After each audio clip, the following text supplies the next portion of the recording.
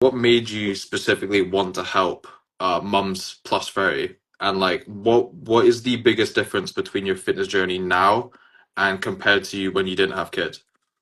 So I chose to do work with mums because I am my own avatar essentially. Yeah. I have two girls, I have a 3-year old and a 1-year old.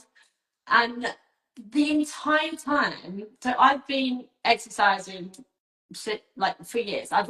Sport or exercise has always been a massive part of my life. And essentially, when I was in my 20s, I turned to exercise more for mental health problems. And then from then, it just like I loved it. It became my passion. And the whole time through both pregnancies, I did so much exercise. I was still exercising up until the day before I gave birth to both children. And then I got back to it quite quickly after. And I think the reason I wanted to train mums is one, it helps me so much through my pregnancy, not just like emotionally, but also physically, because it prepares me really well for labour and also for after you give birth and carrying your children and just running around with them and everything. Um, but also, the whole time I was exercising, I was getting people telling me, "Oh, you shouldn't be doing that. You're Mm. pregnant. Like, Yeah. you shouldn't be lifting those weights. Oh, do you really think you should be deadlifting? Do you really think you should be squatting?" These kind of things are absolutely fine to do if you do them safely. But I have people, lots of people who didn't even exercise, telling me what I should and shouldn't do. Mm. And at that time, especially my first pregnancy, there wasn't actually that much information around women exercising during pregnancy. It would always be a matter of no, you can walk or you can swim or like really basic NHS Yeah. information, which Like actually there guidelines. wasn't. Yeah.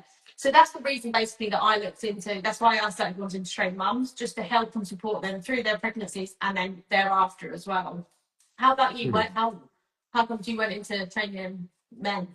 Uh, Obviously, wow, makes wow. sense. Um, I think it was more the fact obviously my own journey was a big part of it, but just going into the gym and not really I'm quite young, so I started the gym when I was like 18, 19, and that was when I first got to uni. And there was obviously a bunch of other people that didn't really have that same kind of mindset at uni. Like they don't really care about their health. There wasn't really too much there.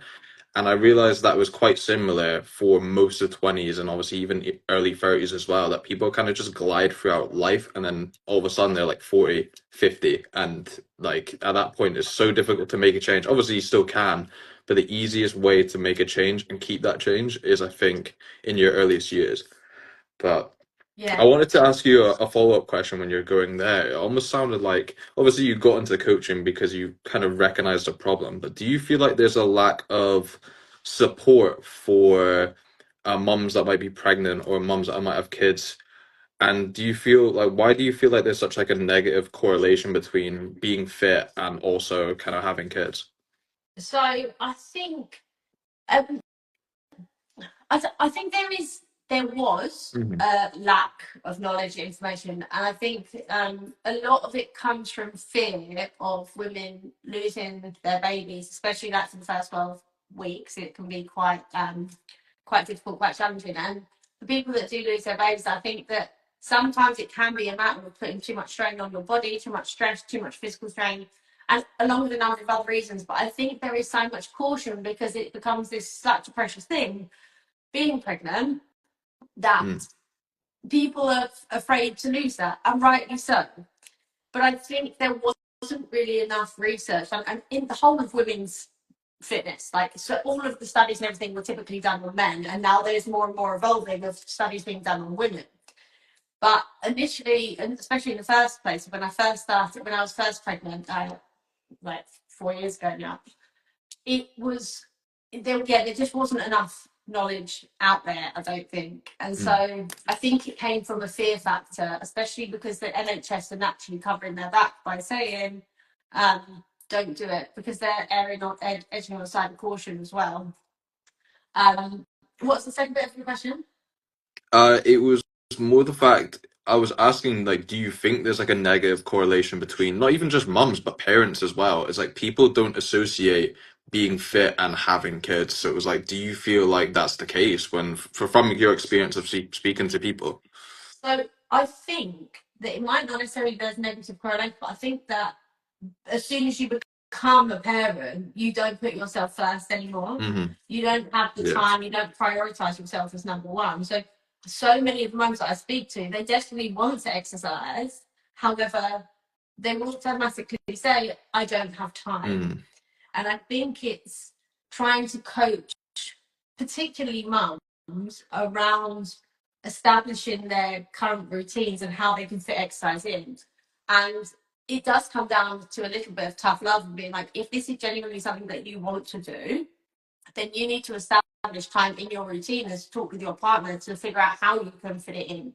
I don't think it's that they don't want to be fit or they don't want to exercise. I think it's that they know it's something they should do. But one, they're either fearful of doing it and starting something at an older age, or two, they just feel they don't have time. And if they do have time, they're too tired to exercise. But I do get a lot of mums coming to me, particularly mid-30s, knowing that they're heading into, say, um, early menopause or like heading into their 40s, knowing that they need to start getting stronger to Mm. reduce risk of things like osteoporosis. Um, and they do have that element of, I know it's something I should be doing. I've been putting it off for years. But that goes back to what you said about people. I don't think people necessarily always are thinking about their health and wellness Mm. from a young age. And I think it goes back to, like, for me, always been into it. And I was brought up with my mum and dad. They were always doing some form of exercise. My dad be playing squash, my mum going to the gym. So it's kind of been installed into me. But I think a lot of people aren't in that situation and they're not as aware of the importance of health and fitness as well.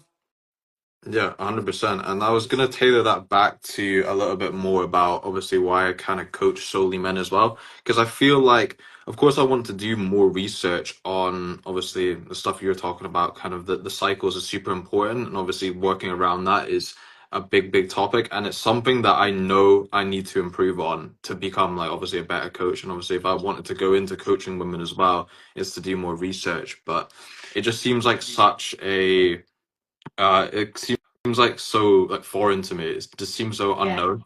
But I feel like it's one of those things that once you kind of like know it and understand it, it just becomes second nature. But I'm sure, yeah. obviously, I doing think lives like these will definitely help Yeah, I think though expand my it comes knowledge. from like living through it as well. Like, because obviously I've done that. I've been through like having children and stuff and looking after myself. So I know what I can do and I know that it's possible because I've done it. And I feel like if I can do it, other people can do it as well. And I guess that's the same with you training Hmm. guys. Like, you are your own avatar. So you are living and breathing what these other people are as well. What would you say your biggest struggle is with your client avatar? Like, what would you say they find most challenging when it comes to reaching their fitness goals? I think personally, for me, from who I've spoken to, it might not just be like for everybody, but it will be that they believe that they have to do it on their own and they can't reach out and get someone for help because it's almost that like that masculine tendency almost they really really want to do it on their own and like asking for help just seems like it doesn't seem right to their nature. So and obviously like that was same with me before I invested in coaching. Obviously FBC, I was like I want to do this online coaching on my own. I want to build it up because it almost felt more personal to me. But like getting help from a mentor, getting help from anybody just to keep you accountable, I think is the biggest thing, the biggest game changer to progress and just making sure you actually get the stuff done. And I think that's such a big mindset shift that not even most men, but most people need to make. You probably see it yourself as well, but like obviously the main sort of thing on that first call you speak to someone is that mindset shift, believing that you're not working with a coach, you're working with a partner. Like it's like a partnership between you and that client, if that Yeah, makes sense. absolutely. What would you say your clients like most about your program and say your initial call when you're getting to know them? I think it's the fact that I've managed to do it and I'm kind of living proof of that. Like you said, it's like you are living proof of your avatar and obviously seeing all the results and being able to scroll through all the results and see that social proof whenever they want. And because so many people are skeptical, especially with like loads of online coaches these days, but I I need to ask them that a little bit more before they sign up. It's like, what is like the biggest reason? Like, why choose me over online coaches? But I think it's because I managed to do it. I managed to get into it at such a young age. I managed to keep doing it as well and not kind of fall off, especially with like consistency with content, providing value over and over and over, and through providing that I am who I say I am with results as well. Yeah, definitely. Nice. How do you build the relationship with your clients initially? Obviously that first call is super important. I think it sets the tone, and then obviously through weekly check-ins is super important, and making sure that they know what is expected, and they know what to expect of me and I know what to expect of them. So it's setting the boundaries, making sure they know 100% clear what they're looking to achieve, because I feel like if they don't have a clear goal, or it's like they just want to lose weight or they just want to build muscle, but if they don't have a set time frame or a set goal, it just becomes like an endless goal. And that's why, from what I've noticed, I feel like so many clients and PTs, they stay a lot longer with each other than they need to be. And of course, it's like great to have that accountability. But if you feel like you leave that coach and you can't get results anymore, then it's like they've not really taught you much. They've just kind of been there to hold your hand a little bit, if that makes sense. Yeah, that makes perfect sense. And I think sometimes there's like people are not so aware about online coaching. I find it might be more the clients that I'm working with. It's quite new to a lot of the people I'm speaking with, this idea of Mm. coaching online. They're used to going to the gym, having a PT, and trying to get them to understand that what we do is different to in-person coaching. Like I do in-person coaching, Yeah. in-person PT as well, but it's the having the online fitness coaching is more like wraparound care, isn't it? Like you can help people achieve and reach their goals. Whereas when you have a personal training session, it's almost like you have that session and then you're away for a week and then you come back and you don't get that connection. You also don't get that like the ability to reach and hit their goals, because it's not always just about the training, it's about the nutrition, their daily habits Mm. and their lifestyle as well. I was gonna say, how important do you think that is, that level of accountability, compared to somebody my age, compared to somebody who's like a mum and 30 plus? Like, what do you think is the biggest difference in like accountability? Like, if that makes sense. Yeah, so I think, well, from my side of things, I think the accountability is so important for my mums because, like I said before, like they typically put themselves last, and if I'm not there on their shoulder, motivating them, or asking them like when they can do their workouts, a lot of the Mm. time they'll be more inclined to slope off. Whereas I imagine with your clients, you have a little bit more time because you're not working so much around children, nursery drop offs, then Mm. going to work, coming back from work, doing your dinner, children's dinners. Like, I feel like there might be that little bit more flexibility and time on them. But maybe I'm wrong. I'm not sure. How about you? Yeah, and that's another reason why I kind of said it was that they feel like they don't need help, because they know they've got the time, they know what to do, they know what is right, and they know how to get results. It's just the decision's so easy to do, but so easy not to do. So they kind of just keep skipping it, because it's like if you make a bad decision now, it won't change anything tomorrow or a week or even a month. But then obviously multiple bad decisions leading up to your 40s, to your 50s, then all of a sudden like you get a health problem, you get a health scare, and then that's when people end up going towards the coaches, and that's when that's like a last, they almost see coaching as like a last straw, Yeah, but they don't want to almost admit they need help.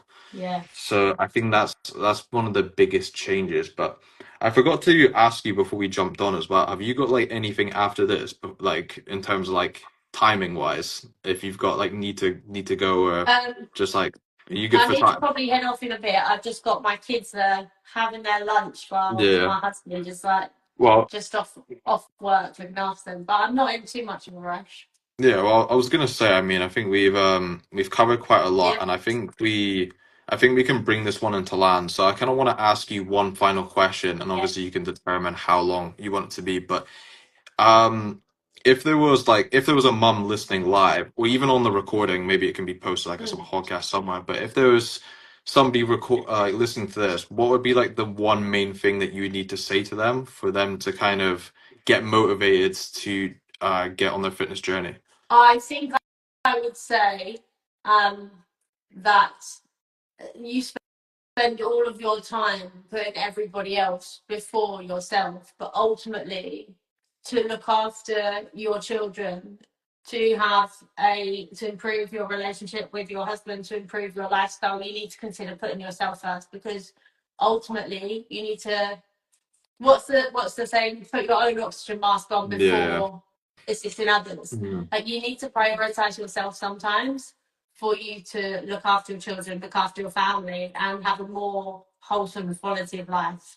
And also, as you age, it is really important for us to look after each other, look after ourselves. So I think if anybody was to be sitting on the fence about taking their health and fitness seriously, it's definitely worth jumping on the conversation and talking through your reasons why, what you're wanting to achieve. Because ultimately, time doesn't stop. You're gonna be getting older. We're all getting older, right? Mm. And in 2 years' time, you're either gonna be the same as you are now, or you can be fitter, healthier, and feeling really good. So it's up to you to take your own action. Hmm. And it touches on that point of, like you said, health is always should be your first priority. And I know it kind of it doesn't sound bad, but it's like I always think of it as everything on your in your life is on this one table. Like if it's like your job, your family, just like every little small your relationships, everything on this table. And obviously you could take individual stuff off the table, like you could take your job off the table but you still have the table, but then you take away the table, which is your health. Mm. Everything else in your life just basically falls down, and it's like you can't get the most out of it. So Yeah, that would I be like love that. that would be my closing point. But just before we head off the live here, just for anybody who might be listening to a recording off the live stream, where should people go to find out more about your coaching, more about what you do, and like just your content in general, in terms of like Instagram, or if you've got YouTube podcasts, where should people go to check out more of your stuff? Yes, so head over to Ellie Cherrill Fitness, and you've got a lot more information on my program on my Instagram page, and also helpful tips on daily information on how you can improve your health and fitness, and also sometimes food techniques as well, like how to look after yourself better. And I'm approachable. Always just drop me a message if you have any questions at all. But Yeah. I sometimes feel like because you're sitting behind a screen, people don't feel like you're Mm. approachable. But I am. I'm here, and I love helping people. How about you? I love that. I mean, obviously, at Ryan McIntyre Coaching, hopefully, if I remember, I'll get this up on the podcast maybe or on YouTube. But everything is just at Ryan McIntyre Coaching. And I like to do, obviously, these lives are super important because it shows that we're actually real people and not Yeah. VAs running the account or AI. So I think that's another thing too. But have you got any other closing points before we bring it into land? Or are you happy Um, to go? no, I don't. I don't think so. I think we've pretty much wrapped up everything Yeah, for now. But I'd love to jump on again sometime soon and do another one. love that.